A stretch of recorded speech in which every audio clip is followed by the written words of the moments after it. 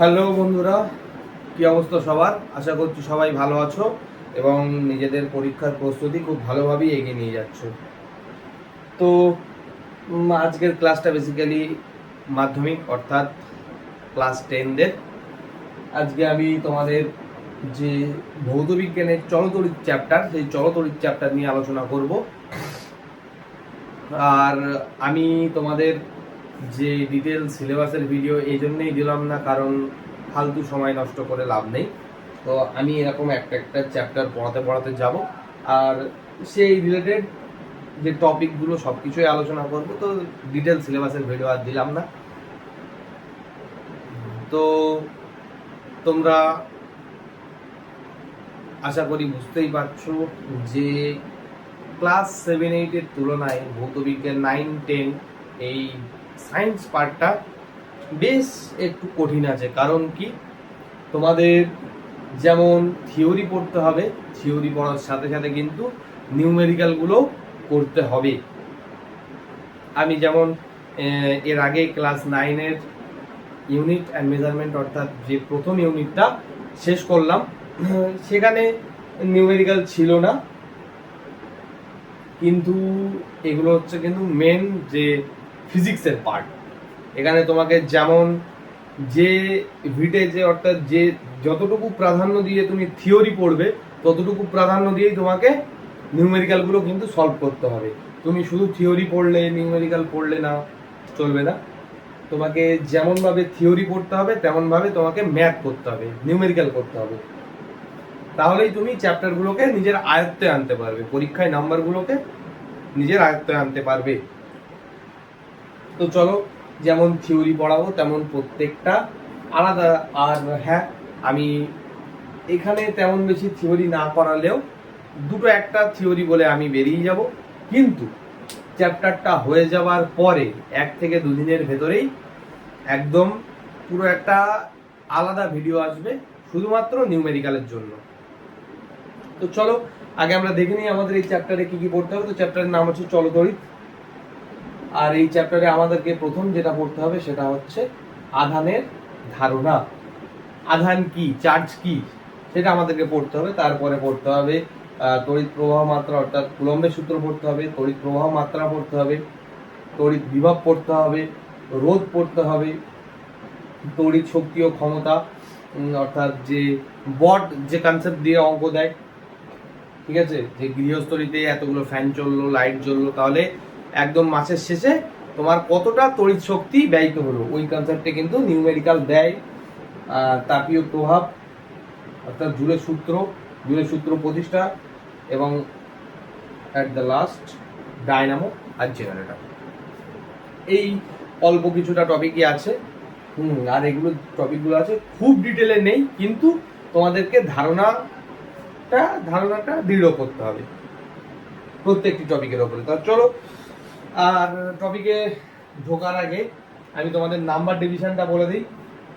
এই চ্যাপ্টার থেকে basically total 12 marks কিন্তু ক্যারি করে এই চ্যাপ্টার, অর্থাৎ বুঝতেই পারছো 90 নাম্বারের ভেতরে কিন্তু 12 নাম্বার শুধুমাত্র এই চ্যাপ্টার থেকে আসে। চলতরিৎ চ্যাপ্টার মানে খুবই ইম্পর্টেন্ট একটা চ্যাপ্টার। আর টোটাল 7টা কোশ্চেন থাকে এখানে, যেমন এমসিকিউ থাকে, 2টো এমসিকিউ থাকে, 2টো 1 মার্কের এসএকিউ থাকে, 2 মার্কের একটা কোশ্চেন থাকে, আর 3 মার্কের 2টো কোশ্চেন থাকে। এর মধ্যে বেসিক্যালি একটা নিউমেরিক্যাল থাকবে, আর একটা নিউমেরিক্যালও থাকতে পারে। আর এই চ্যাপ্টারের শেষের দিকে যাদের পড়া হয়েছে তারা জানো, এই চ্যাপ্টারের শেষের দিকে বেশ কিছু সূত্র আছে। ফ্যারাডের সূত্র আছে, তারপরে লেঞ্জের সূত্র আছে, তারপরে ফ্লেমিং এর বামহস্ত নিয়ম আছে, ডানহস্ত নিয়ম আছে। যে কোনো একটা কিন্তু এই যে এর মধ্যে একটা তো নিউমেরিক্যাল দেবে, একদম প্রত্যেক বছরই দেয়, একটা নিউমেরিক্যাল দেবে। আর যে আর একটা যে 3 মার্কের কোশ্চেন, ওরা একটু ডেসক্রিপটিভ কোশ্চেন থাকতে পারে, 2+1 করে।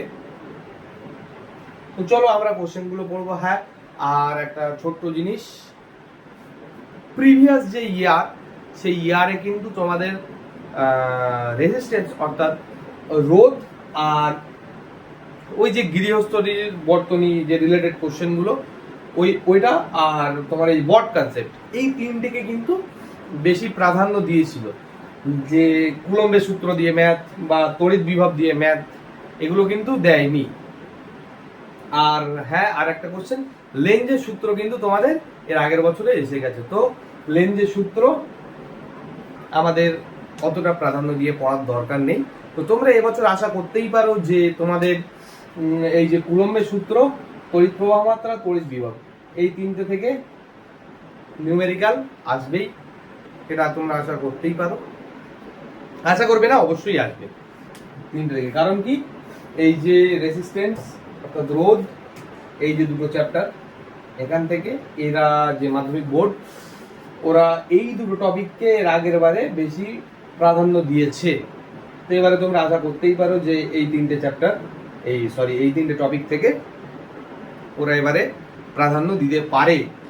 আর সাথে বলেছি লেঞ্জের সূত্র, তো ফ্যারাডের সূত্র আছে আর ফ্লেমিং এর বামস্থ নিয়ম আছে, এই দুটো আশা করা যাচ্ছে এই দুটোর মধ্যে থেকে যে কোনো একটা আসতে পারে। তো চলো আমরা সরাসরি পড়ায় ঢুকে যাই। তার নাম্বার ডিভিশনটা লাগলে স্ক্রিনশট নিয়ে নিও।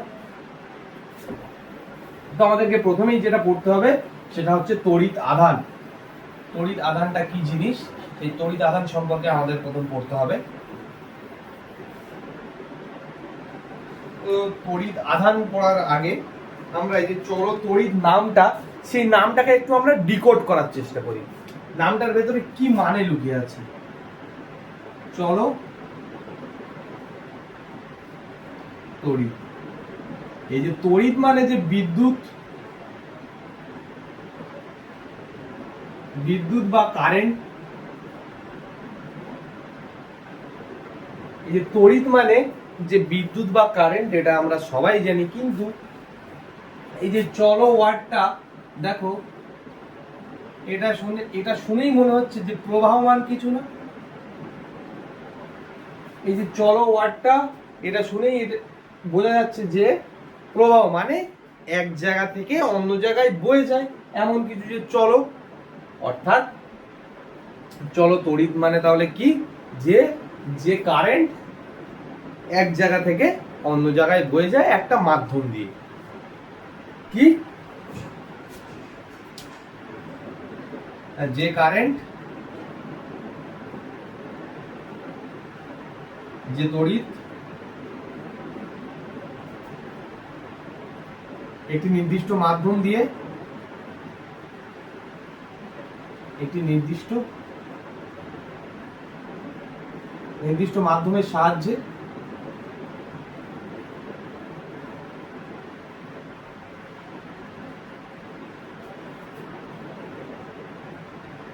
এক স্থান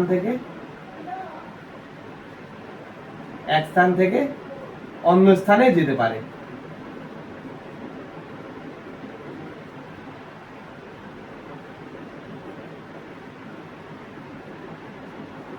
এক স্থান থেকে অন্য স্থানে যেতে পারে।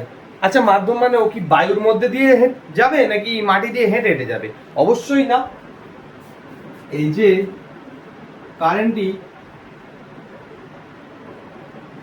one place to another place,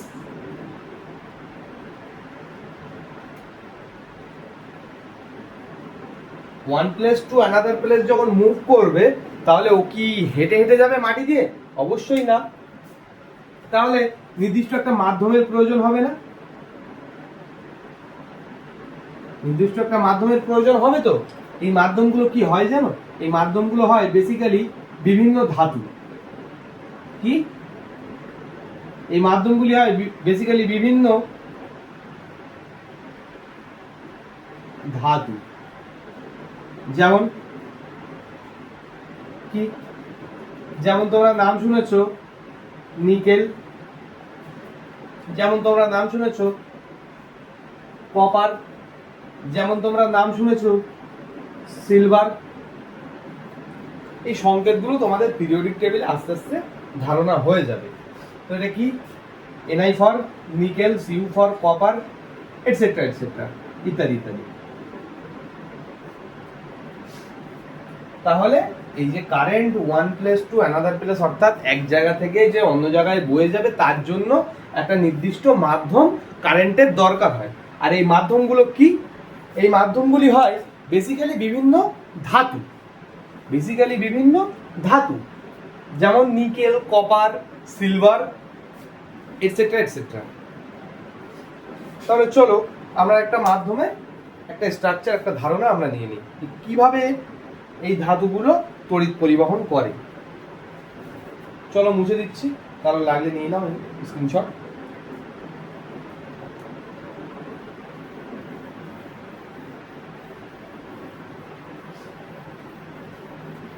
এখন তোমাদের মনে প্রশ্ন আসতেই পারে যে শুধু কেন ধাতুরাই তড়িৎ পরিবহন করে, অন্য যে কোনো যেমন কাঠ, প্লাস্টিক আরও তো অনেকেই আছে, তারা কেন করে না?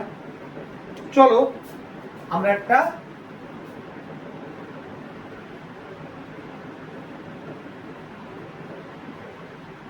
কোশ্চেন লিখছি, শুধু ধাতুরাই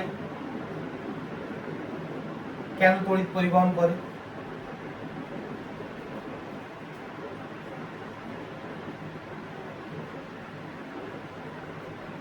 শুধু ধাতুরাই কেন করে, অন্য কেউ কেন করে না? চলো আমরা বুঝে নিই।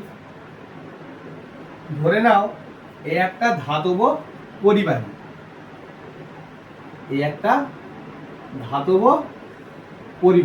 ধাতব পরিবাহীর এটা একটা প্রান্ত এ, আর এটা আর একটা প্রান্ত বি। ধরে নিচ্ছি ধাতব পরিবাহীর এটা একটা প্রান্ত বি এবং ওটা এ। আচ্ছা বলো তো, তোমরা ক্লাস 8-এ পড়ে এসছো এই বিভিন্ন ধাতুগুলি, ঠিক আছে, ধাতুগুলির একদম মৌলিক কণাগুলি কি? তার মানে ধাতুগুলি ভাঙলে, অর্থাৎ এই ধাতুগুলি কি দিয়ে গঠিত? তোমরা সবাই পড়ে এসছো এই ধাতুগুলি, যে ধাতু হবে, ধাতুটি যে ধাতু হবে তার বিভিন্ন এরকম পরমাণু দিয়ে গঠিত না? এরকম পরমাণু একটার পর একটা সাজিয়ে এই যে এরকম একটা বড় আকার, বিভিন্ন ধাতুর বড় আকার তৈরি হয় না পরমাণুগুলি সাজিয়ে? তাই তো, এরকম পরমাণুগুলি একের পর এক সাজিয়ে এরকম একটা ধাতু তৈরি হয় না? তো চলো আমরা একটা পরমাণু একটা বেসিক স্ট্রাকচার দেখে নিই। আচ্ছা পরমাণু কি দিয়ে তৈরি হয়? আমরা জানি একটা পরমাণুর ভেতরে কি কি থাকে। একটা পরমাণুর ভেতরে থাকে প্রোটন, আর থাকে নিউট্রন, আর থাকে কি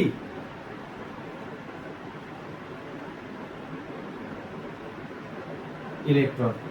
একটা থাকে প্রোটন, আর একটা থাকে ইলেকট্রন, আর একটা থাকে নিউট্রন। একটা পরমাণু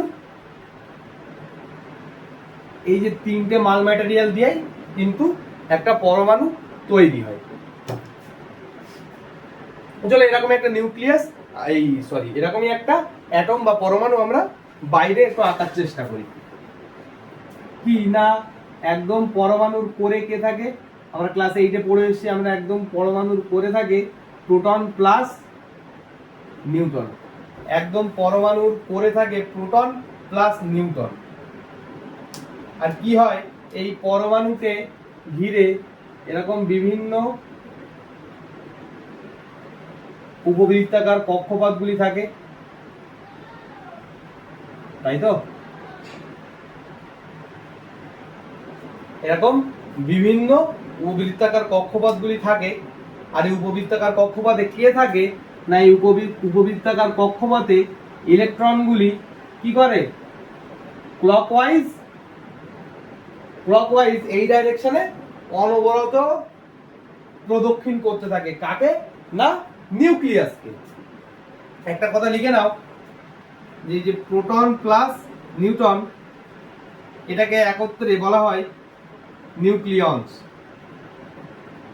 কি? নিউক্লিয়ন। কারণ কি? কারণ হচ্ছে নিউক্লিয়াসে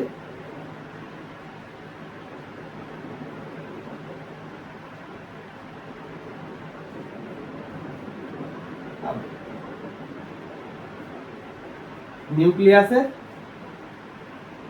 ভিতরে অবস্থান করে তাই। তাহলে আমরা একটা পরমাণুর একটা বেসিক স্ট্রাকচার আমরা দেখলাম কি না, পরমাণুর একদম কোরে বা সেন্টারে কে থাকে? নিউক্লিয়াস। না নিউক্লিয়াসের ভেতরে কে অবস্থান করে? এটা কি? এটা হচ্ছে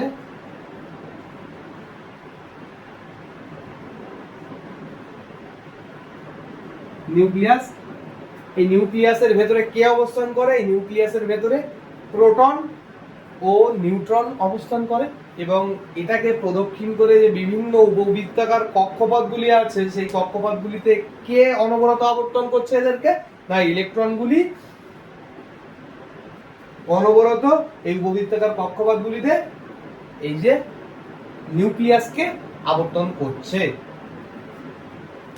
আর কি এই আবর্তন করার জন্য এদের মধ্যে একটা খুব তীব্র কি না আকর্ষণ বল, খুব তীব্র একটা আকর্ষণ বল কাজ করে, যার জন্য ইলেকট্রনগুলি প্রাথমিক অবস্থায় এই যে ঘুরতে ঘুরতে এই কক্ষপথ ছেড়ে বাইরে বেরিয়ে যেতে পারে না। কি বললাম? এটা ছিল একটা বেসিক একটা স্ট্রাকচার না কিসের? এই যে মাধ্যমটা, যে মাধ্যম দিয়ে তড়িৎ পরিবহন করবে। তড়িৎ কি না এ পয়েন্ট থেকে বি পয়েন্টে যাবে বা বি পয়েন্ট থেকে এ পয়েন্টে আসবে। তো এই পরিবাহীটা এই যে মাধ্যমটা, এই মাধ্যমটা কি বলেছিলাম বিভিন্ন ধাতুগুলি দিয়ে তৈরি হয়। এই যে মাধ্যমটা বেসিক্যালি বিভিন্ন ধাতুগুলি দিয়ে তৈরি হয়, এবং আমরা জানি এই যে ধাতুগুলির একদম যে মৌলিক কণা, এই মৌলিক কণাটা কি না একটা পরমাণু। এই যে ধাতুটা, যে ধাতু হবে সেই ধাতুগুলিরই পরমাণু হচ্ছে এই বিভিন্ন এরকম মাধ্যমের বা এরকম একটা বড় ধাতব দণ্ডের যে মৌলিক কণা, মানে এই যে এগুলোকে ভাঙলে আমরা এইরকম ছোট ছোট ছোট ছোট পরমাণুগুলি পাবো। আর পরমাণু আমরা বলেছি পরমাণু কি দিয়ে তৈরি না, পরমাণু বেসিক্যালি তিনটে জিনিস দিয়ে তৈরি। একটা হচ্ছে প্রোটন, একটা হচ্ছে নিউট্রন, আর একটা হচ্ছে কি, একটা হচ্ছে প্রোটন, একটা হচ্ছে নিউট্রন, আর একটা হচ্ছে ইলেকট্রন। একটা হচ্ছে প্রোটন, একটা হচ্ছে নিউট্রন, আর একটা হচ্ছে ইলেকট্রন।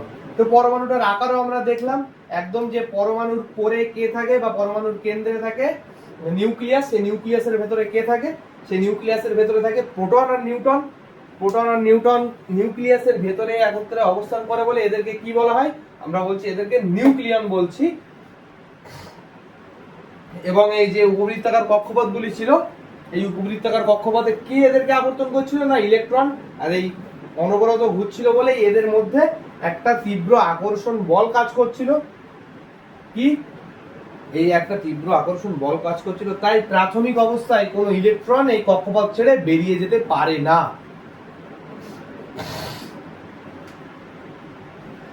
তো চলো এই পর্যন্ত ধারণা ক্লিয়ার হলে আমরা পরের স্টেপে যাই।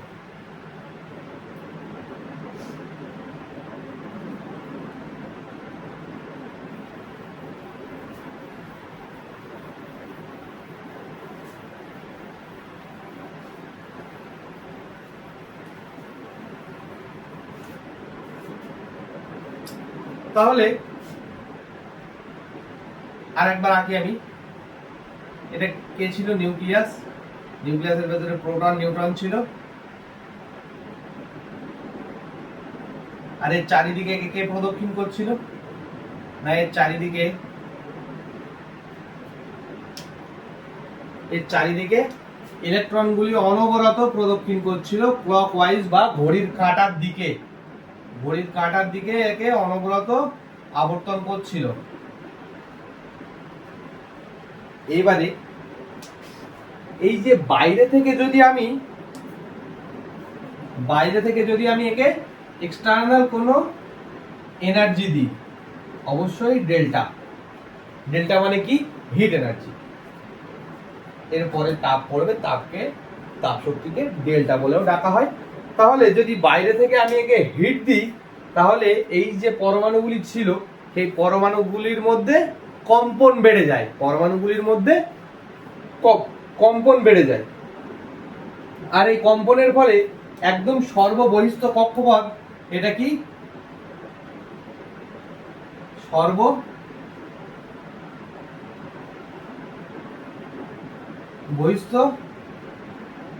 কক্ষপথ, মানে যে কক্ষপথটা একদম বাইরে অবস্থান করে। এই সর্ববহিস্থ কক্ষপথ থেকে একটা ইলেকট্রন কোথায় চলে আসে? বাইরে চলে আসে। এই যে সর্ববহিস্থ কক্ষপথ থেকে একটা ইলেকট্রন কোথায় চলে আসে? বাইরে চলে আসে। চলো আমি ওই যে মিডিয়ামটাকে একবার আঁকি, অর্থাৎ ওই মাধ্যমটিকে একবার আঁকি। একটা জিনিস খুব ভালো করে লক্ষ্য করো, আমি যখন এই পরমাণুগুলো দেখাচ্ছিলাম আমি কিন্তু একটার সঙ্গে একটাকে লাগিয়ে দিইনি, একদম একটার গায়ে একটাকে লাগিয়ে দিইনি। দেখো আমি কিছুটা পরিমাণে গ্যাপ কিন্তু প্রত্যেকটা পরমাণুর ভেতরে আমি রেখেছি। অবশ্যই গ্যাপগুলো চোখে দেখা যায় না, গ্যাপগুলো আণুবীক্ষণিক বা মাইক্রোস্কোপিক, কিন্তু গ্যাপ কিন্তু থাকে অবশ্যই। এবারে কি হয়, চলো একটা ছোট্ট জিনিস বলে দিই। এই যে পরমাণুর ভেতরে এই যে গ্যাপগুলি থাকে, একটা পরমাণুর সাথে আর একটা পরমাণুর এই যে গ্যাপগুলি আছে না, এই গ্যাপগুলিকে কি বলে জানো? এই গ্যাপগুলিকে বলা হয়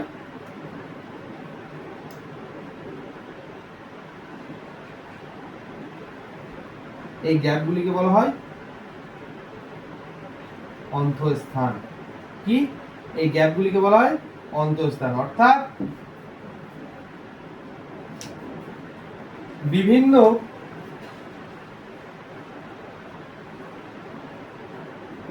পরমাণুগুলির মধ্যে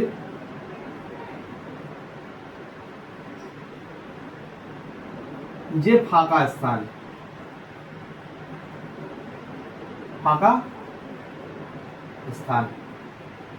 এই পরমাণুগুলিকে আবর্তন করে বলছিলাম ইলেকট্রনগুলি ঘুরছে, কিন্তু একে যখন আমি বাইরে থেকে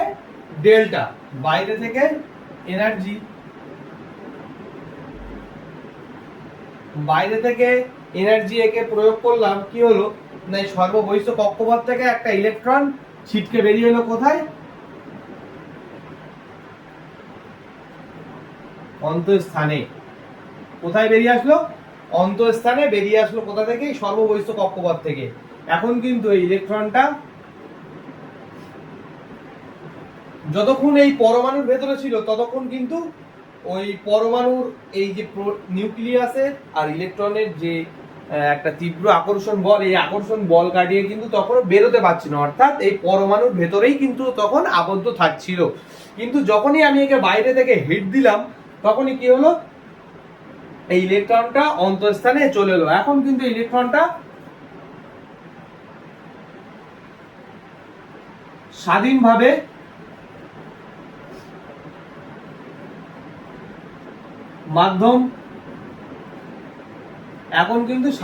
মাধ্যমটি এক প্রান্ত থেকে অপর প্রান্তে, মাধ্যমটি এক প্রান্ত থেকে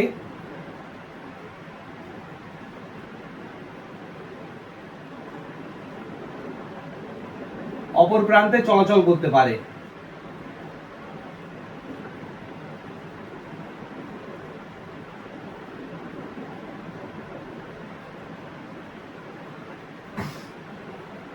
কি? যখন এই যে পরমাণুর ভেতরেই ছিল তখন কি ও মাধ্যমের এক প্রান্ত থেকে, তার মানে মাধ্যমের এক প্রান্ত থেকে তো দূরের কথাই, অন্তঃস্থানে কি আসতে পারছিল? কারণ কি, ওকে কে জোর করে টেনে ধরে রেখেছিল? নিউক্লিয়াস। কে ওকে আকর্ষণ করে রেখেছিল? নিউক্লিয়াস। কিন্তু যখনই আমি ওকে বাইরে থেকে এনার্জি দিলাম, তাপ শক্তি দিলাম, তখনই কি হলো, যে এই পরমাণুগুলির মধ্যে কম্পন শুরু হয়ে গেল পরমাণুগুলির মধ্যে। আর এই কম্পন শুরু হওয়ার ফলেই এই যে সর্ববহিস্থ কক্ষপথ থেকে একটা ইলেকট্রন কোথায় চলে আসলো না, অন্তঃস্থানে চলে আসলো। এখন কিন্তু এই যে ইলেকট্রনটা ধরে নিচ্ছি এই পরমাণু থেকে বার হলো, এই যে ইলেকট্রনটা ও কিন্তু ফ্রিলি অর্থাৎ স্বাধীনভাবে পরমাণুর এ প্রান্ত থেকে ও প্রান্তে কিন্তু চলাচল করতে পারে। এই যে ইলেকট্রনটাকে কি ইলেকট্রন বলে জানো? এই ইলেকট্রনটাকেই বলা হয় মুক্ত ইলেকট্রন। মুক্ত ইলেকট্রন। এই যে এতক্ষণ ধরে এত কাহিনী বললাম জাস্ট মুক্ত ইলেকট্রনের ধারণা দেওয়ার জন্য। মুক্ত ইলেকট্রনটা তাহলে কি না, কোনো মাধ্যমকে যদি হিট দেওয়া হয় তাহলে কি হয়, এই যে মাধ্যম মধ্যস্থ যে পরমাণুগুলি ছিল সেই পরমাণুগুলির মধ্যে কম্পন কিন্তু বেড়ে যায়। কম্পন বেড়ে যাওয়ার ফলে কি হয়, পরমাণুগুলি থেকে একটা ইলেকট্রন সর্ববহিষ্ঠ কক্ষপথ থেকে বেরিয়ে কোথায় চলে আসে না অন্তঃস্থানে চলে আসে। এই অন্তঃস্থানে এসে ও কি করে, স্বাধীনভাবে পরমাণুর এক প্রান্ত থেকে অন্য প্রান্তে কিন্তু চলাচল করতে পারে। তাই ইলেকট্রনটা যখন অন্য কারোর কন্ট্রোলে থাকলো না, এই পরমাণুটার কন্ট্রোলে থাকলো না, তখন সে মুক্ত হয়ে গেল। এই মুক্ত ইলেকট্রনটা, এই মুক্ত হয়ে যাওয়া ইলেকট্রনটাকেই বলা হচ্ছে মুক্ত ইলেকট্রন বা ফ্রি ইলেকট্রন। আশা করছি সবাইকে বোঝাতে পারলাম। তো কারোর লাগলে স্ক্রিনশট নিয়ে নিও।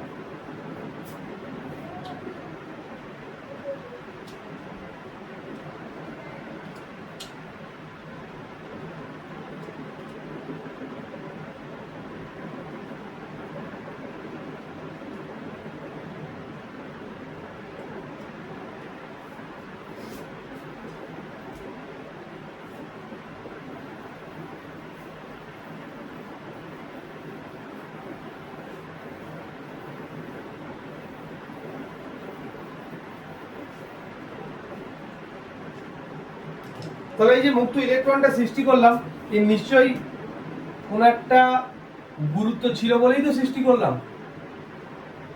এই যে মুক্ত ইলেকট্রনের কার গুরুত্ব, কার গুরুত্ব? মুক্ত ইলেকট্রনের। মুক্ত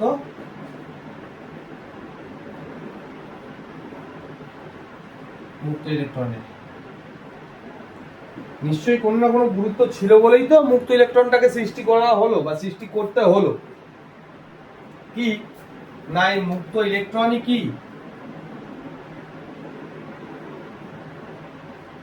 দায়ী কিসের জন্য? তড়িৎ পরিবহনের জন্য। তড়িৎ বহনের জন্য। অর্থাৎ যদি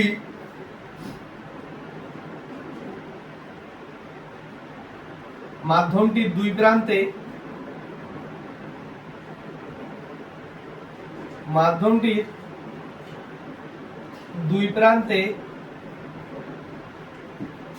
বিভব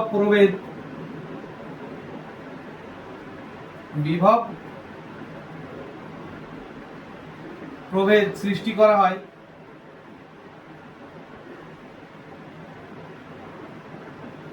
হয়, তাহলে কি হয়, একটি নির্দিষ্ট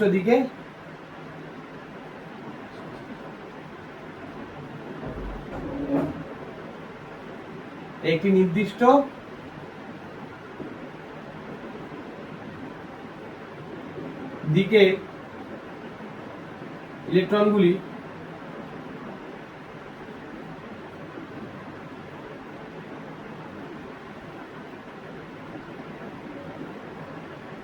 চলাচল করতে পারে।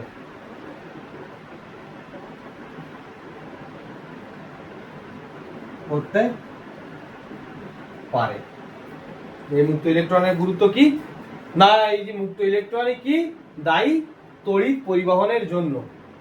এই মুক্ত ইলেকট্রনই কিন্তু দায়ী তড়িৎ পরিবহনের জন্য। অর্থাৎ একটি মাধ্যমের,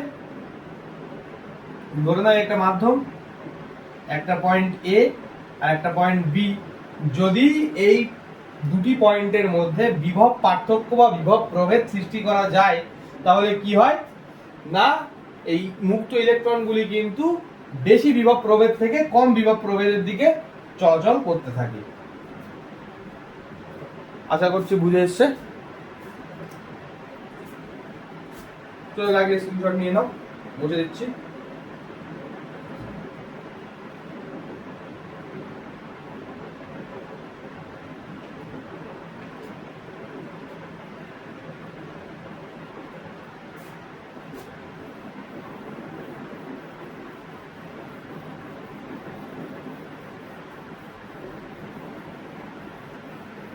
কি মুক্ত ইলেকট্রনগুলিই দায়ী তড়িৎ পরিবহনের জন্য কোনো তড়িবাহীর ভেতরে, এটা আমরা জানলাম। এবারে ছোট্ট একটা জিনিস দেখো যে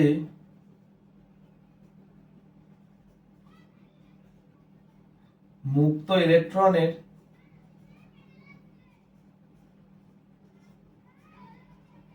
ইলেকট্রনের পরিমাণের উপর ভিত্তি করে, মুক্ত ইলেকট্রনের পরিমাণের উপর ভিত্তি করে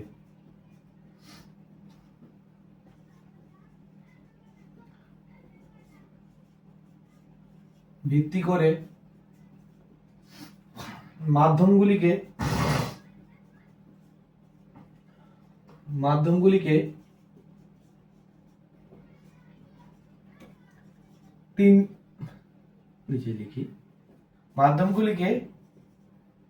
তিন ভাগে ভাগ করা হয়। কয় ভাগে? 3 ভাগে ভাগ করা হয়। মুক্ত ইলেকট্রনের পরিমাণের উপর ভিত্তি করে, অর্থাৎ কোনো মাধ্যমের ভেতরে মুক্ত ইলেকট্রন কতটা পরিমাণে আছে তার উপর ভিত্তি করে বিভিন্ন মাধ্যমগুলিকে 3টি ভাগে ভাগ করা হচ্ছে। কি না, একটাকে আমরা বলছি পরিবাহী, আর একটাকে বলছি অর্ধপরিবাহী,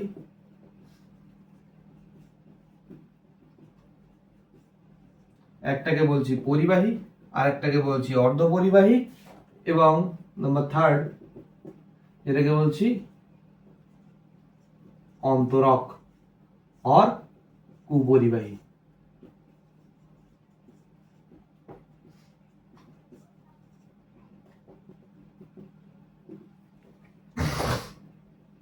মুক্ত ইলেকট্রনের পরিমাণের উপর ভিত্তি করে আমরা বিভিন্ন মাধ্যমকে আমরা 3টি ভাগে ভাগ করলাম। একটা হচ্ছে পরিবাহী, একটা হচ্ছে অর্ধপরিবাহী, আর একটা হচ্ছে অন্তরক বা কুপরিবাহী। অর্থাৎ যাদের ভেতরে মুক্ত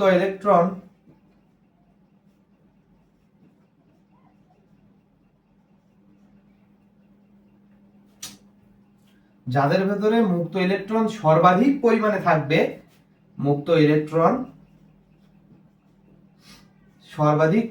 থাকবে, তাদেরকে আমরা বলছি পরিবাহী। যে সমস্ত মাধ্যমগুলির ভেতরে মুক্ত ইলেকট্রন সর্বাধিক পরিমাণে থাকবে তাদেরকে আমরা বলছি পরিবাহী। আর যাদের ভেতরে মুক্ত ইলেকট্রন অল্প পরিমাণে থাকবে, অল্প পরিমাণে মানে পরিবাহীর তুলনায় কম, অর্ধপরিবাহীতে মুক্ত ইলেকট্রনের পরিমাণ। তাই এটাকে আমি 2টো অ্যারো দিয়ে দেখিয়েছি, এটাকে একটা অ্যারো দিয়ে দেখিয়েছি। এটাতে সর্বাধিক পরিমাণে মুক্ত ইলেকট্রন থাকে, এটাতে এর তুলনায় কম পরিমাণে থাকে অর্ধপরিবাহী।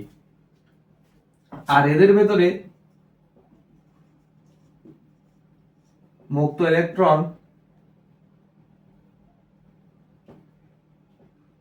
ইলেকট্রন থাকে না।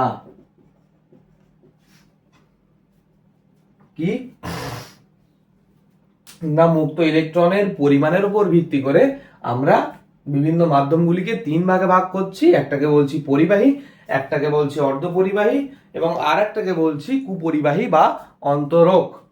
মুক্ত ইলেকট্রন পরিবাহীর ভেতরে সর্বাধিক পরিমাণে থাকে, অর্ধপরিবাহীতে পরিবাহীর তুলনায় কম পরিমাণে থাকে, কিন্তু অন্তরক যে পদার্থ বা কুপরিবাহী তাদের ভেতরে থাকেই না।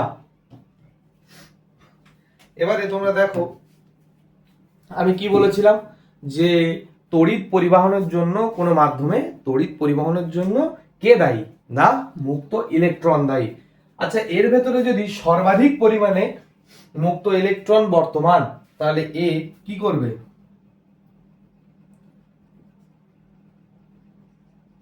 সর্বাধিক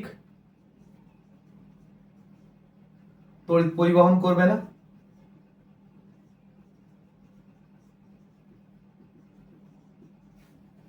এর ভেতরে যদি মুক্ত ইলেকট্রন সর্বাধিক পরিমাণে থাকে তাহলে সর্বাধিক তড়িৎ পরিবহন করবে অবশ্যই, বা সবচেয়ে বেশি পরিমাণ তড়িৎ পরিবহন করবে কে? না, পরিবাহী। কারণ এর ভেতরে সর্বোচ্চ বা সর্বাধিক ইলেকট্রন, মুক্ত ইলেকট্রন এর ভেতরে বর্তমান। অর্ধপরিবাহী, পরিবাহীর তুলনায় কম, পরিবাহীর তুলনায় কম তড়িৎ পরিবহন করবে। আর অন্তরক যেহেতু মুক্ত ইলেকট্রন থাকে না, তাই তড়িৎ পরিবহন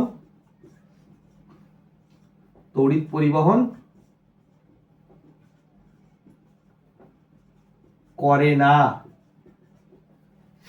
কি না, আবার একবার বলছি, ভালোভাবে বুঝে নাও।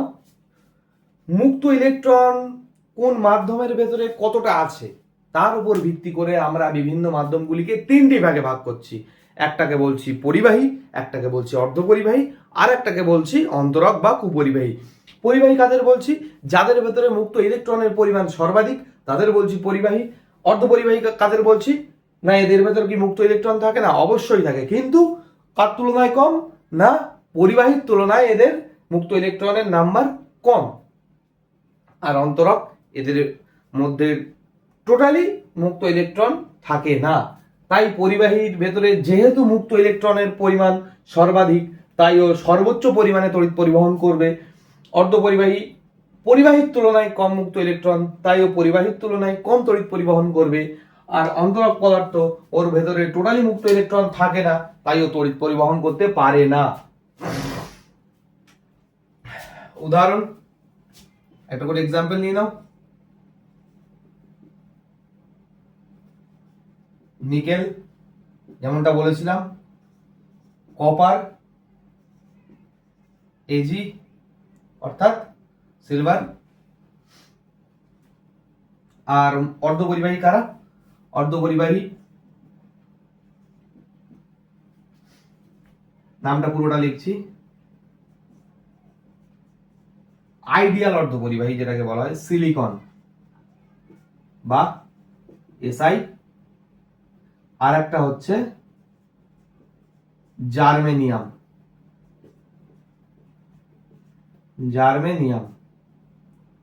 এটাকে জি দ্বারা ডিনোট করা হয়।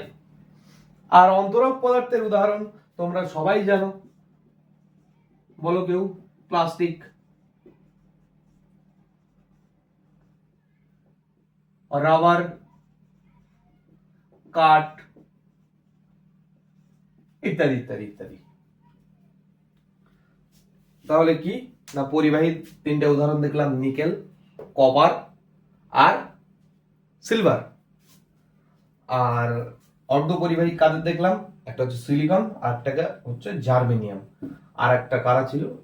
অন্তরক বা কুপরিবাহী। এ কারা? এরা হচ্ছে প্লাস্টিক, রাবার, কাঠ ইত্যাদি ইত্যাদি।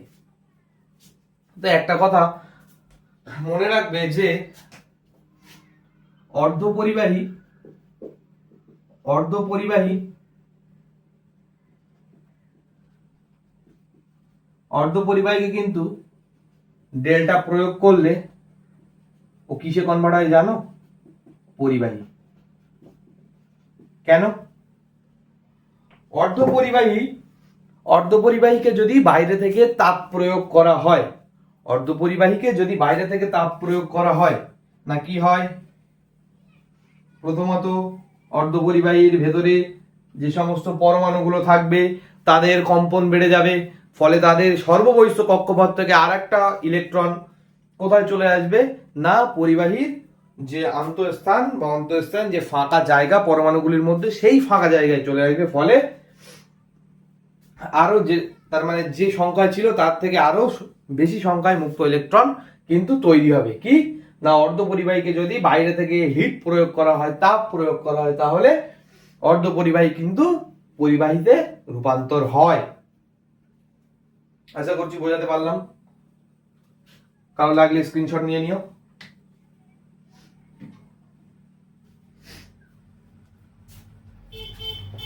এবারে আমরা আমাদের নেক্সট টপিকে আসবো, ইলেকট্রিক চার্জ বা তড়িৎ আধান।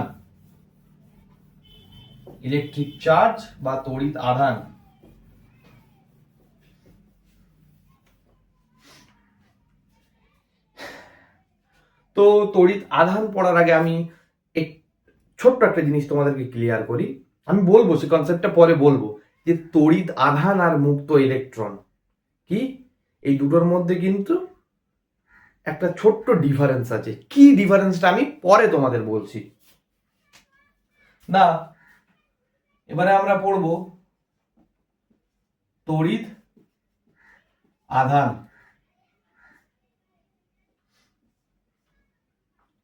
বা charge. What is charge? Charge বা তড়িৎ আধান কি? তড়িৎ আধান হচ্ছে পরিবাহীর, সরি সরি সরি সরি সেই ভুলটাই করলাম। তড়িৎ আধান হচ্ছে একটা কণাকে বোঝায়। কি? একটা কণাকে আধান বোঝায়, কিন্তু অ্যাকচুয়ালি তড়িৎ যে আধান, এটা হচ্ছে কোনো একটা কণার একটা ধর্ম।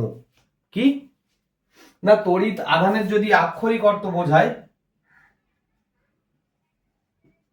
আক্ষরিক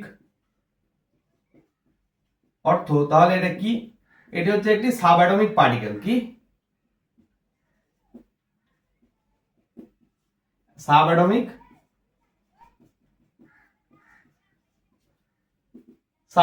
পার্টিকেল বা এক কথা একটা কণা। তড়িৎ আধান কি? তড়িৎ আধান হচ্ছে একটা কণা, কিন্তু যদি ভালো করে ভাবা হয় তাহলে তড়িৎ আধান হচ্ছে কোন কণার একটি বিশেষ ধর্ম। কি? একটি বিশেষ ধর্ম, যার জন্য কি হয় না, যে ধর্মের জন্য কোন কণা কি হয় না, কোন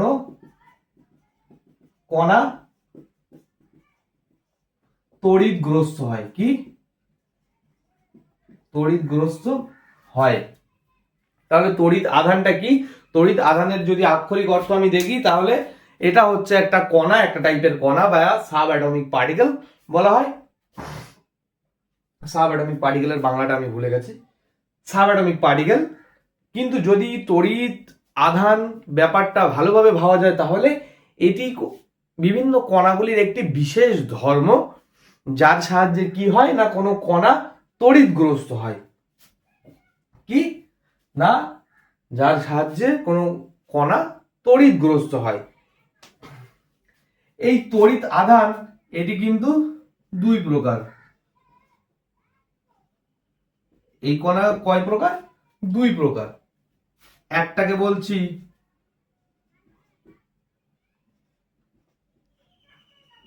ধনাত্মক আধান বা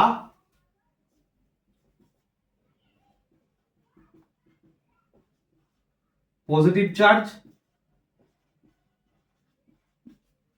আর একটাকে বলছি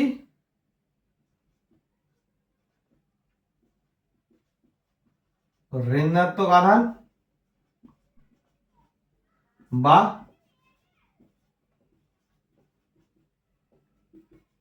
নেগেটিভ চার্জ।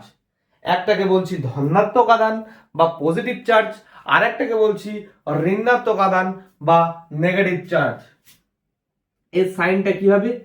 এটা সাইন আমরা সব সময় মাইনাস দিয়ে ডিনোট করি, এই সরি সরি সরি এটা ধনাত্মক, প্লাস দিয়ে ডিনোট করি বা পজিটিভ সাইন, এটাকে আমরা নেগেটিভ সাইন বা এটা দ্বারা ডিনোট করি। তাহলে তড়িৎ আধান কি? তড়িৎ আধানের একটি আক্ষরিক অর্থ হচ্ছে এটি একটি সাব অ্যাটমিক পার্টিকেল বা একটি কণা, আণবিক কণা মেবি। আর যদি ভালোভাবে আমরা তড়িৎ আধান বা চার্জের কনসেপ্টটা দেখি, তাহলে এটা হচ্ছে একটি বিশেষ ধর্ম। কি না, কোনো একটি কণার, এটি অ্যাপ্লিকেবল কিন্তু শুধুমাত্র কণার ক্ষেত্রে। এই ধর্মটি শুধুমাত্র কার ক্ষেত্রে অ্যাপ্লিকেবল না, কণার ক্ষেত্রে অ্যাপ্লিকেবল। এটি একটি বিশেষ ধর্ম কোনো কণার, যার সাহায্যে কি না, কোনো কণা তড়িৎগ্রস্ত হয়। এবারে বলেছি কি না, এই যে তড়িৎ আধান দুটো টাইপের হয়, একটা হচ্ছে ঋণাত্মক আধান বা এই ধনাত্মক আধান বা পজিটিভ চার্জ, যেটাকে আমরা প্লাস সাইন দিয়ে ডিনোট করি, আর একটা হচ্ছে ঋণাত্মক আধান বা নেগেটিভ চার্জ, যেটাকে আমরা মাইনাস সাইন দিয়ে ডিনোট করি। এবার চলো এই আধানের ব্যাপারটা আসছে কোথা থেকে, মুছলাম।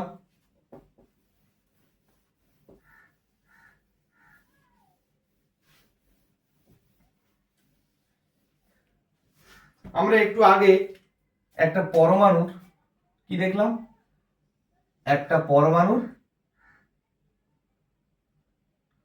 আমরা একটা পরমাণুর ডায়াগ্রাম বোঝার চেষ্টা করলাম। না, পরমাণুর কেন্দ্রে একদম কে থাকে, প্রোটন প্লাস নিউট্রন, যেটাকে বলা হচ্ছে নিউক্লিয়ন।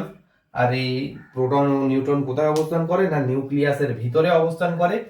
আর এই নিউক্লিয়াসকে ঘিরে কারা থাকে, না এই নিউক্লিয়াসকে ঘিরে অনেকগুলি কক্ষপথ থাকে।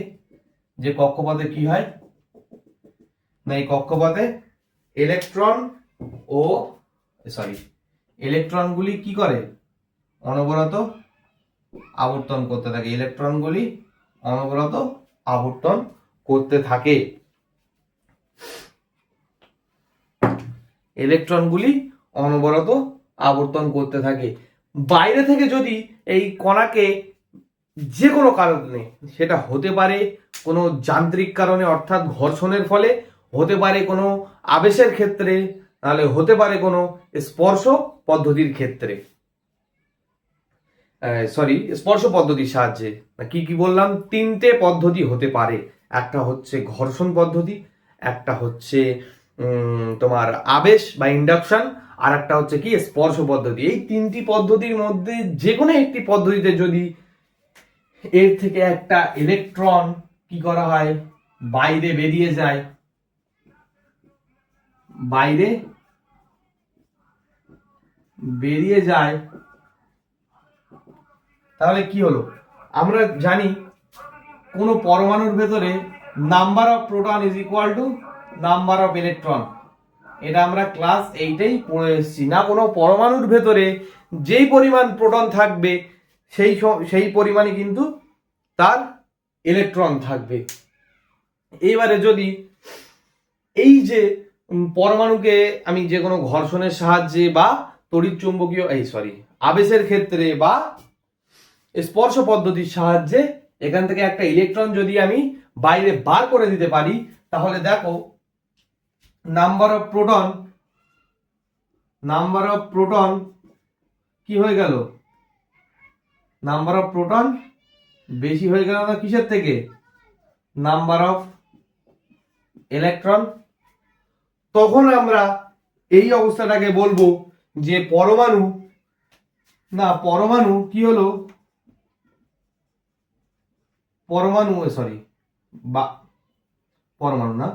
কণাটি যেহেতু পজিটিভ চার্জ বা প্লাস প্রোটনের মধ্যে বেড়ে গেল, তাই বলবো যে কণাটি ধনাত্মক আধানে আহিত হলো, ধনাত্মক আধানে আহিত হলো।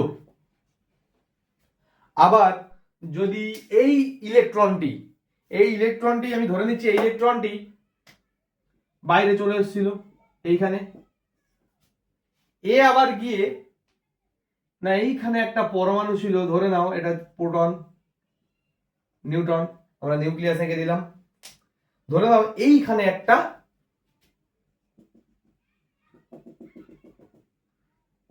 একটা পরমাণু ছিল, না এইখানে একটা পরমাণু ছিল। এ কি করলো, বেটা ইলেকট্রন কি করলো, এর সর্ববহিস্থ কক্ষপথে ঢুকে গেল। এর যে সর্ববহিস্থ কক্ষপথ, সেই কক্ষপথে ঢুকে গেল।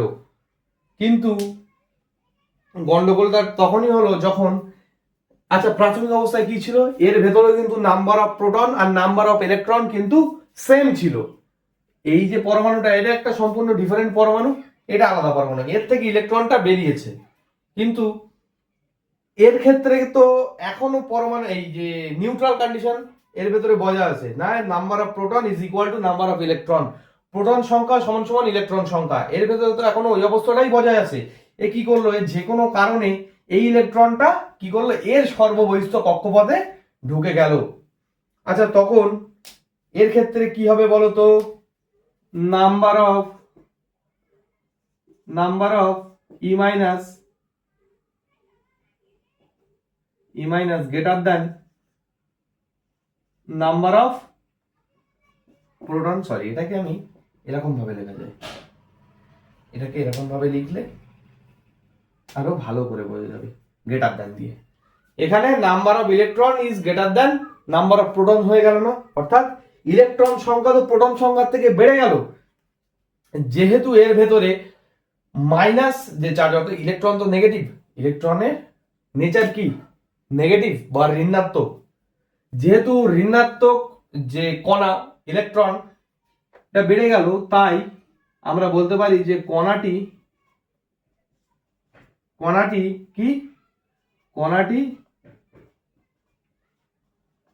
ঋণাত্মক আধানে আহিত হলো।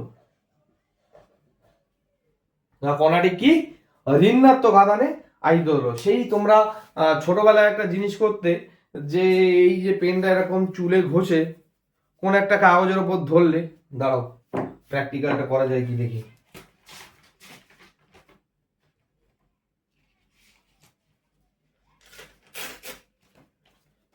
কাগজগুলিকে বেশ কয়েকটা টুকরে ভাগ করে নিই, ছোট ছোট।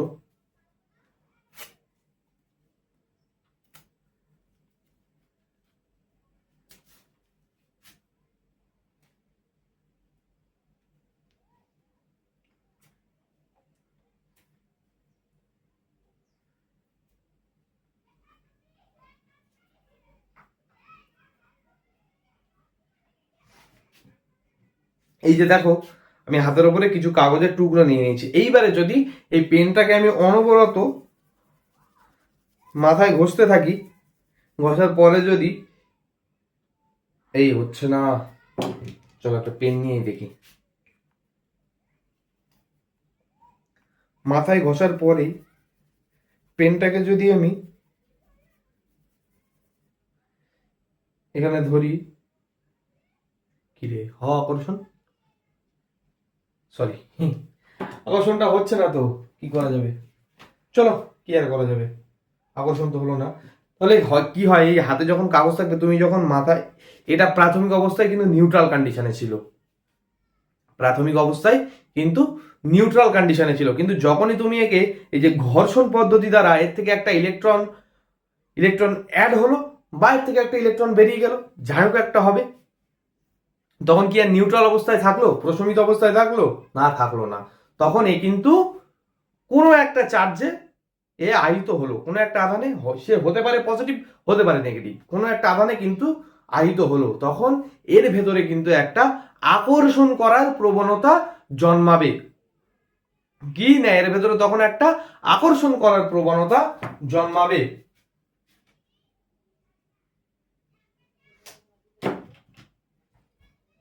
তাহলে আমরা কি দেখলাম, যে ইলেকট্রন যদি বাইরে বেরিয়ে যায়, তাহলে কি কণাটি ধনাত্মক আধানে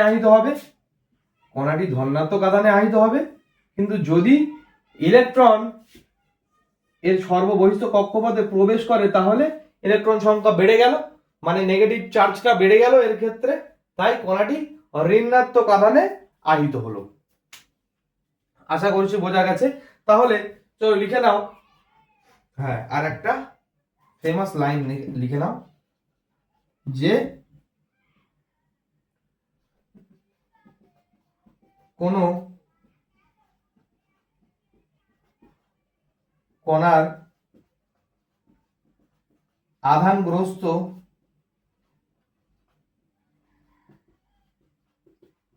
হওয়ার জন্য কে দায়ী, প্রোটন দায়ী না ইলেকট্রন দায়ী, অবশ্যই ইলেকট্রন দায়ী। কে দায়ী, ইলেকট্রন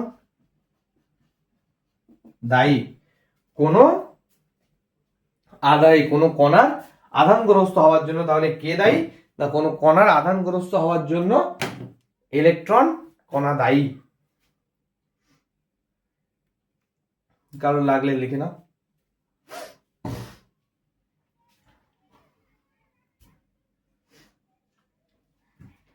কোনো কণার আধানগ্রস্ত হওয়ার জন্য কে দায়ী? না ইলেকট্রন দায়ী। চলো লাগলে স্ক্রিনশট নিয়ে নাও, আমি কি তাহলে মুছে দিই। মুছলাম। আমরা এতক্ষণ কি পড়লাম? যে আধান হলো একটা সাব অ্যাটমিক পার্টিকেল, বা অন্যভাবে বললে আধান হচ্ছে কোনো কণার একটা বিশেষ ধর্ম, যেটার জন্য কণা কি না কণার ভেতরে কি বলছিলাম, আধান হচ্ছে একটা ধর্ম, আধান হচ্ছে একটা ধর্ম যার জন্য কি হয়, কোনো কণা তড়িৎগ্রস্ত হয়। এবারে আমরা দেখেছিলাম আধান দু টাইপের আধান হয়, একটা হচ্ছে পজিটিভ আধান আর একটা হচ্ছে নেগেটিভ আধান। পজিটিভ আধানও কি ইলেকট্রনের জন্য দায়ী, নেগেটিভ আধান হওয়ার জন্য কি ইলেকট্রনের জন্য দায়ী। এমন না যে পজিটিভ আধান বলে এটা প্রোটনের জন্য হয়েছে আর নেগেটিভ আধান বলে এটা ইলেকট্রনের জন্য হয়েছে, সেটা কি আমরা বিস্তারিত দেখলাম। তাহলে কি ইলেকট্রন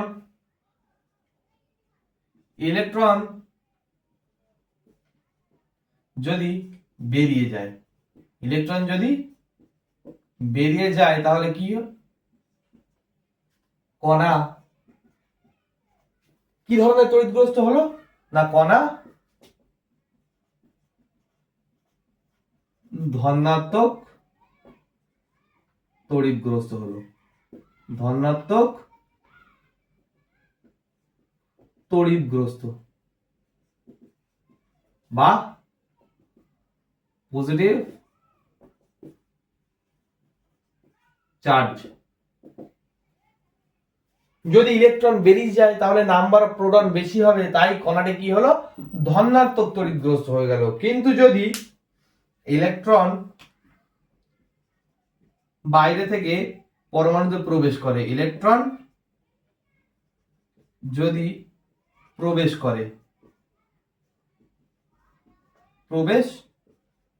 করে তাহলে কি হবে, কণাটি কি আধানে আহিত হবে, কণাটি ঋণাত্মক তড়িৎগ্রস্ত হবে, ঋণাত্মক তড়িৎগ্রস্ত হবে বা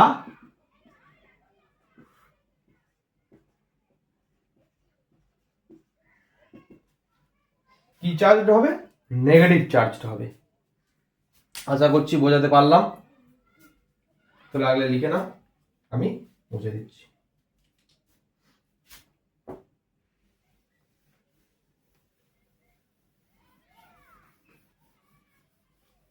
আচ্ছা এবারে আমায় বলো তো, আমি একটু আগেই বলেছি যে তোমাদের এমন কোশ্চেন আসতেই পারে যে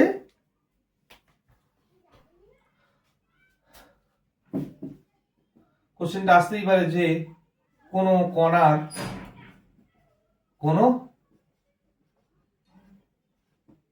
কণার আধানগ্রস্ত হওয়ার জন্য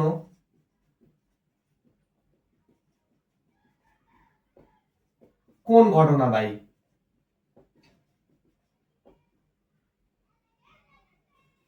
কোন ঘটনা দায়ী, বা কোশ্চেনটা ঘুরিয়েও দিতে পারে যে কোনো কণা কিভাবে আহিত হয়, কোনো কণা কিভাবে আহিত হয়, বা কোনো কণা আধানগ্রস্ত হওয়ার জন্য কোন কোন ঘটনা দায়ী। তাহলে আমি একটুখানি আগে তিনটে মেথড তোমাদের বললাম। কটি মেথড আছে, তিনটে মেথড আছে। কি, নাম্বার 1 হচ্ছে ঘর্ষণ পদ্ধতি বা ফ্রিকশন, ঘর্ষণ পদ্ধতি বা ফ্রিকশন। আর একটা কি বলেছিলাম, আবেশ পদ্ধতি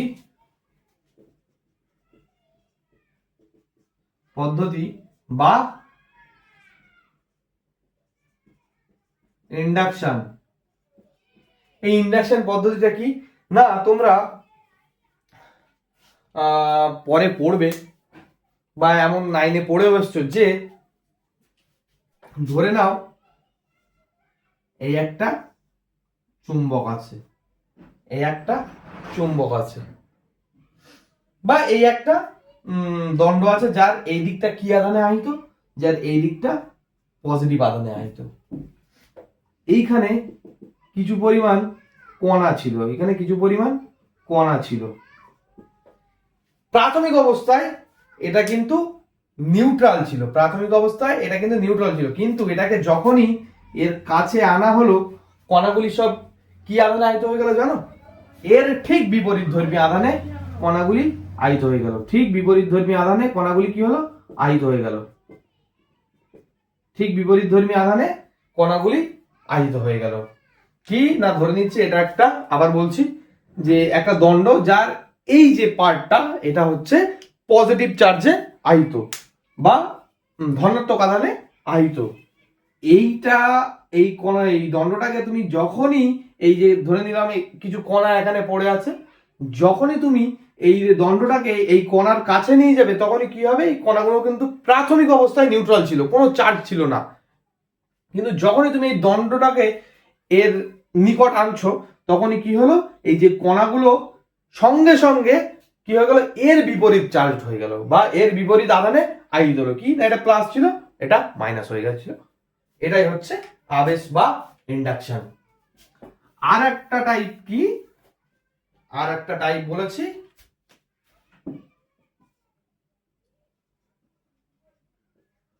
স্পর্শ পদ্ধতি বা কন্ডাকশন।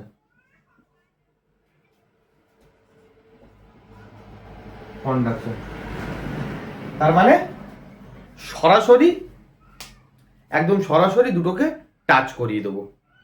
এটাও যে আধানে আহিত ছিল এটাও সেই আধানেই আহিত হয়ে যাবে, সরাসরি দুটোকে স্পর্শ করিয়ে দেবো। এটাই হচ্ছে কন্ডাকশন বা স্পর্শ পদ্ধতি। তাহলে কোনো কণা কিন্তু এই তিনটে টাইপের মাধ্যমেই কিন্তু চার্জড হতে পারে বা আধানে আহিত হতে পারে। তাহলে যদি পরীক্ষায় তোমাদেরকে কোশ্চেন দেয় যে কোনো কণা আধানগ্রস্ত হওয়ার জন্য কোন কোন ঘটনা দায়ী বা কিভাবে কোনো কণা আধানগ্রস্ত হয়, তাহলে তোমরা একদম পরিষ্কার লিখে আসবে যে কোনো কণা তিনটি কারণে আধানে আহিত হতে পারে। কোনো কণা তিনটি কারণে আধানে আহিত হতে পারে। একটা হচ্ছে ঘর্ষণ পদ্ধতি বা ফ্রিকশন পদ্ধতির মাধ্যমে, যেটা ওই যে ঘষা, আর আরেকটা হচ্ছে আবেশের মাধ্যমে, আর একটা হচ্ছে স্পর্শ পদ্ধতির মাধ্যমে। আশা করি বুঝে এসছে। তবে চলো আমরা পরের টপিকে চলে যাই। পরের টপিকটা হচ্ছে আরো মজাদার না? এবারে আমরা তড়িৎ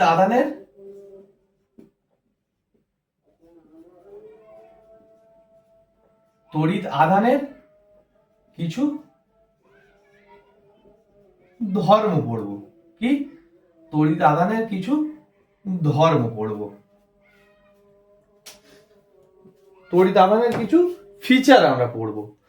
প্রথমেই যে ফিচারটা আছে সেটি হচ্ছে, আমি আলাদা আলাদা করে লিখছি, যে সমধর্মী আধান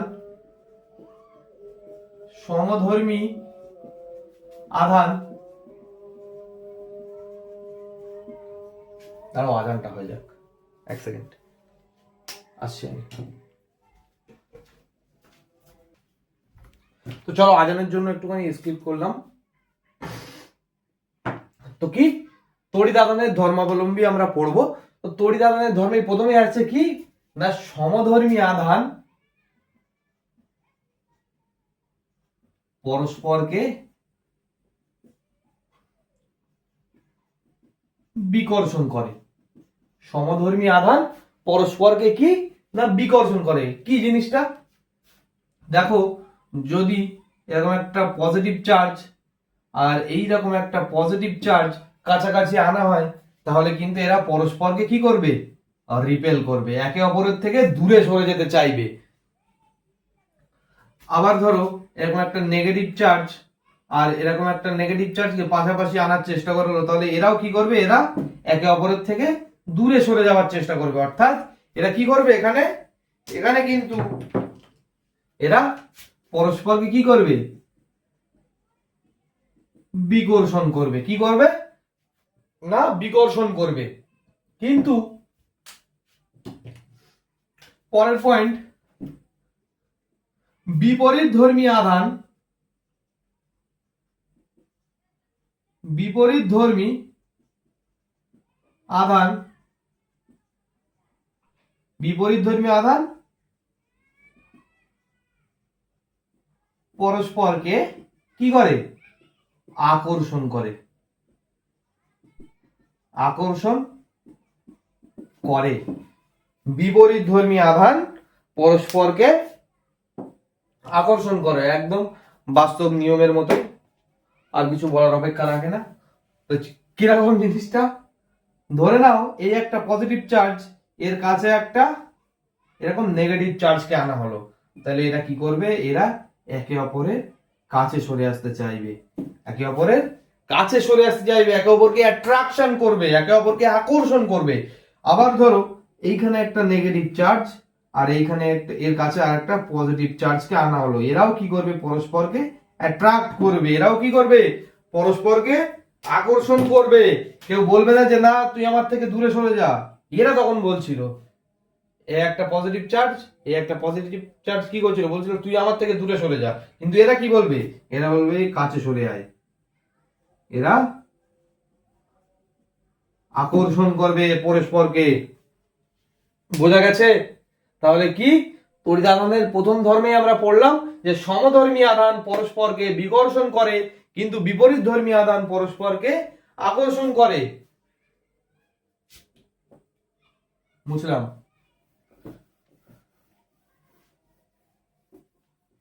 নাম্বার সেকেন্ড যে ধর্মটা, নাম্বার সেকেন্ড যে ধর্মটা আছে সেটা হচ্ছে আধানের সংরক্ষণ। কি, আধানের সংরক্ষণ, সংরক্ষণ বা কনজারভেশন অফ,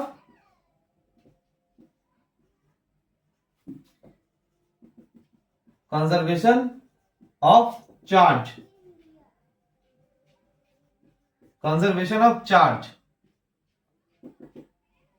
জিনিসটা কি, তড়িৎ আধান কিন্তু সংরক্ষণের সূত্র মেনে চলে। কি, তড়িৎ আধান কি হয়, সংরক্ষণ সূত্র মেনে চলে, সংরক্ষণ সূত্র মেনে চলে। জিনিসটা কিরকম হলো দাদা, জিনিসটা এরকম, পৃথিবীর মোট তড়িৎ আধান কিন্তু সর্বদাই কনস্ট্যান্ট, মোট তড়িৎ আধান কিন্তু সর্বদাই ধ্রুবক। এই আধানগুলিকে না বাড়ানো যাবে না কমানো যাবে।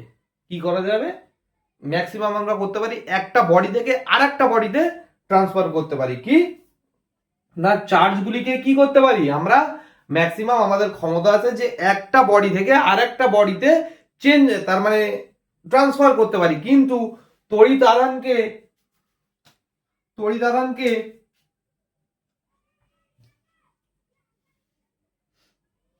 এই কথাটা লিখে নাও যে তড়িৎ আধান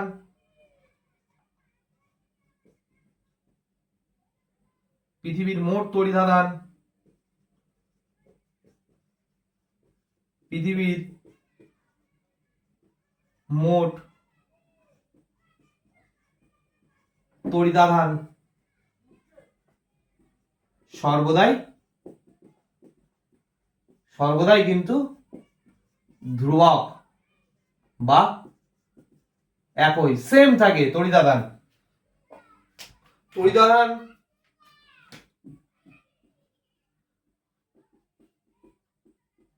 তড়িৎ আধান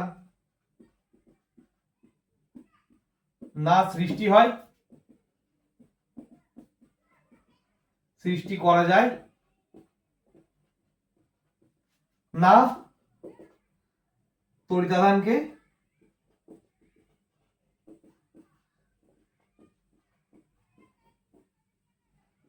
ধ্বংস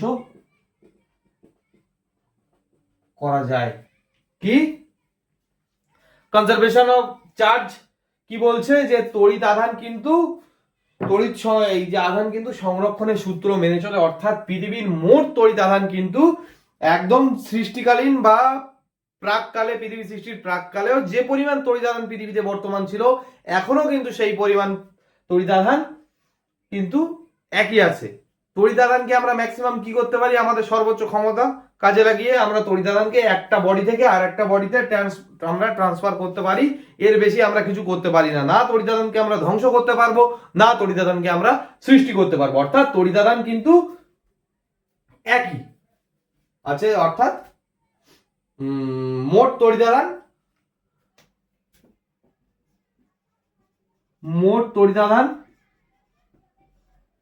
আধান কিন্তু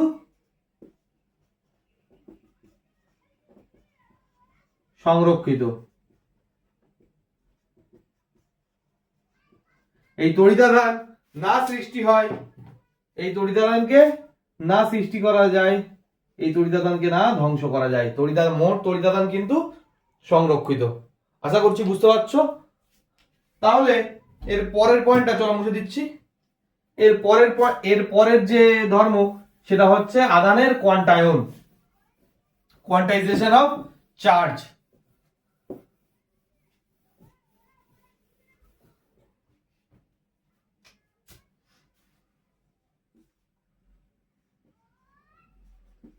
আধানের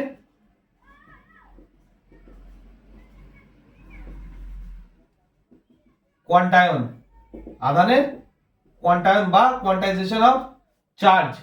কোয়ান্টাইজেশন অফ চার্জ কি? আচ্ছা, ধরো তুমি একটা দোকানে গেলে, দোকানে গিয়ে তোমার মা বলেছে আলু নিয়ে আসতে। কি আলু নিয়ে আসছে। আচ্ছা, আমরা জানি আলু ম্যাক্সিমাম কিরকম ভাবে বিক্রি হতে পারে, 100 গ্রাম 200 গ্রাম বা 1 কেজি 2 কেজি আলু এরকম ভাবে বিক্রি হয়। তুমি দোকানে গিয়ে কিরকম ভাবে আলু চাইছো, যে কাকু আমাকে একটা আলুর 4 ভাগে 3 ভাগ দেন। অর্থাৎ একটা আলুর, ধরে নাও একটা আলু কত চাইছো, 3/4, 4-এর 3 অংশ তুমি, বা এই যে 3-এর 4 অংশ আলু তুমি চাইছো। অর্থাৎ এই আলুটাকে টোটাল 4টে ভাগ করে এই 3টে ভাগ তুমি চাইছো। দোকানদার কি তোমাকে আলু দেবে? দোকানদার কি করবে সেই সময়? তোমাকে লাথি মেরে দোকান থেকে বার করে দেবে। কি করবে, যে যা, তোর মতো কাস্টমারের আমার দরকার নেই। আধানও কিন্তু একদম তাই, আধানকে সবসময় কি করা হয়, আধানকে সবসময় ইলেকট্রনের সরল গুণিতক আকার, কি সরল গুণিতক আকারে পাওয়া যায়। ইলেকট্রনকে কিন্তু সবসময় ইলেকট্রনের 1 গুণ 2 গুণ 3 গুণ 4 গুণ 5 গুণ 6 গুণ 7 গুণ 8 গুণ, কিন্তু ওই যে হাফ গুণ বা 2-এর 3 গুণ এরকম ভাবে কিন্তু ইলেকট্রন এই চার্জকে পাওয়া যায় না। আধানকে সবসময় কি আকারে পাওয়া যায় না, সরল গুণিতক আকারে পাওয়া যায়। আর এখান থেকেই একটা ফেমাস ফর্মুলা বেরিয়ে আসে, সেটি হচ্ছে Q is equal to Ne। Q is equal to Ne ফর্মুলাটা তোমাদের কাজে লাগবে। Q is equal to Ne, যেখানে কি, যেখানে Q সমান সমান হচ্ছে আধান, N সমান সমান হচ্ছে পূর্ণ সংখ্যা বা ইন্টিজার, আর E ফর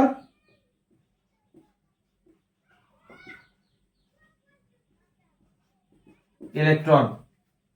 কি না আধানের কোয়ান্টায়ন জিনিসটা কি, আধানকে কিন্তু সবসময় এই যে ইলেকট্রনের সরল গুণিতক আকারে পাওয়া যায়। আর এখান থেকে আমি কি বলেছি যে ফেমাস একটা ফর্মুলা আমাদের বেরিয়ে আসে আধানের কোয়ান্টায়ন থেকে, যে কিউ ইজ ইকুয়াল টু এনই, যেখানে কিউ সমান সমান আধান, এন সমান সমান একটা পূর্ণ সংখ্যা, আর ই সমান সমান ইলেকট্রন। অর্থাৎ পূর্ণ সংখ্যা means 1 2 3 4 dot dot dot dot চলতে থাকবে ইনফিনিটি। আর একটা কথা লিখে নাও, আধান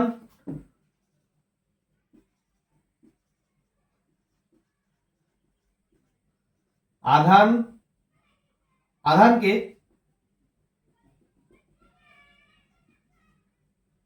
আধানকে কিন্তু কখনো ভগ্নাংশে পাওয়া যায় না। কি আধানকে কিন্তু কখনোই ভগ্নাংশে পাওয়া যায় না। অর্থাৎ 3/2 4/5 7/8 কি এরকম আকারে কিন্তু আধানকে কখনোই পাওয়া যাবে না। আধান সবসময় ইলেকট্রনের কি সরল গুণিতক আকারে হয়। আধান কিন্তু সবসময় ইলেকট্রনের সরল গুণিতক আকারে হয় বা সরল গুণিতক আকারে পাওয়া যায়। আশা করছি বুঝে এসছে। চলো মুছলাম।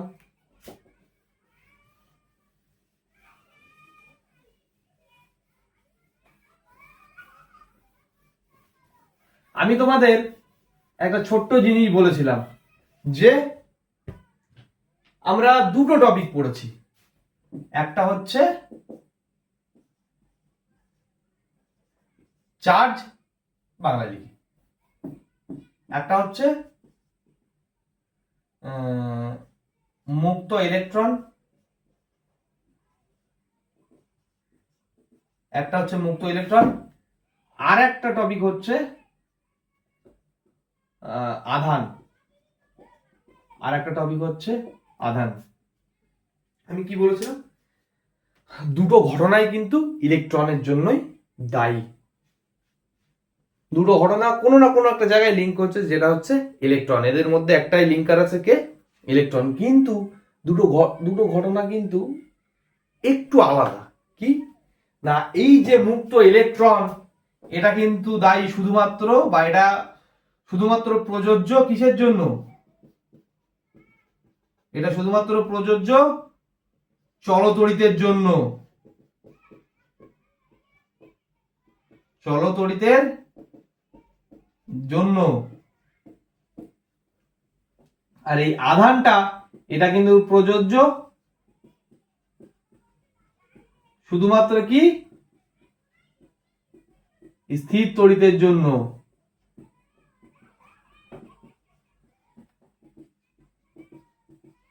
স্থির তড়িতের জন্য। তাহলে আমাদের চ্যাপ্টারের নাম কি ছিল? আমাদের চ্যাপ্টারের নাম ছিল দাদা চলতড়িৎ। তাহলে এখানে আমরা আধানটা কেন পড়লাম? আধানের একটা বেসিক কনসেপ্ট তোমাদের এখানে দরকার ছিল, কারণ আমরা তো স্থির তড়িৎ পড়ছি না, আমরা পড়ছি চলতড়িৎ। তোমরা ক্লাস 11-এ গিয়ে এর কিন্তু ডিটেল অ্যাপ্লিকেশন, অনেক অ্যাপ্লিকেশন কিন্তু এর পড়বে এই আধানের। তাই এখানে একটু সিম্পল একটা ধারণা মাত্র এখানে আধান, আর কিছুই নয়।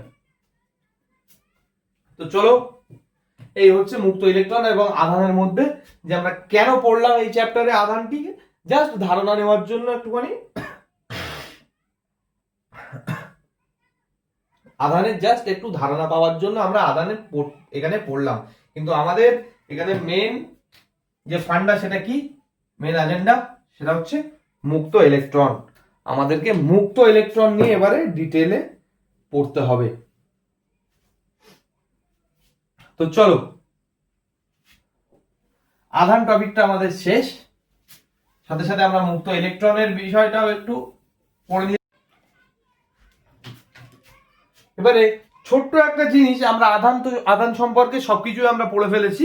এবারে আধানের ইউনিটটা আমরা একটু দেখে নিই। কি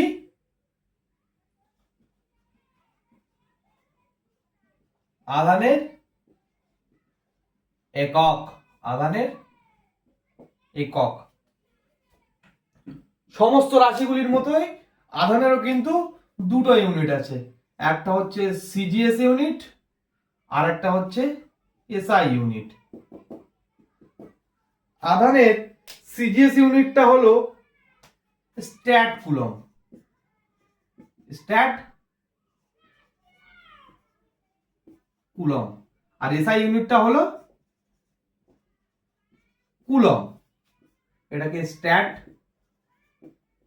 সি দ্বারা লেখা হয়, এটাকে শুধু সি দ্বারা লেখা হয়। এবারে আমরা এর আগেই জেনেছি যে এই সিজিএস আর এসআই এর মধ্যে কিন্তু একটা সম্পর্ক থাকে, অর্থাৎ এই যে এসআই এর ন্যূনতম কিছু একটা মান সমান সমান কিন্তু এই সিজিএস ইউনিট। তার মানে দেখো এই সিজিএস ইউনিটটা অবশ্যই তো এসআই এর থেকে বড়। তাহলে দেখো এদের দুজনের মধ্যে সম্পর্কটা কি, এদের দুজনের মধ্যে সম্পর্কটা হচ্ছে 1 coulomb is equal to 3 into 10⁹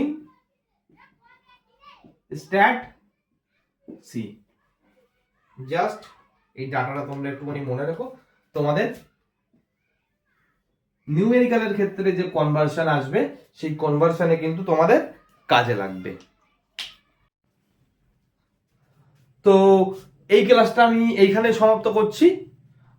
অনেকটা প্রথম দিনে অনেকটা মাথায় চাপ পড়ে গেল, তো কিছু করার নেই, বেসিক বেসিক কথাবার্তাই বললাম। এর পরে আসছি মেন খেলা আমাদের যে চলতরিৎ চ্যাপ্টারের। এর পরের দিন যে লেকচার নাম্বার 2, সেটাতে আমি কুলম্বের সূত্র, সাথে তড়িৎ বিভব এবং সাথে সাথে রোধটাকে একটু এগিয়ে নিয়ে যাওয়ার চেষ্টা আমি করব। তো আজকের ক্লাসটা এখানেই থাক, ততক্ষণের জন্য tata, good night, see you.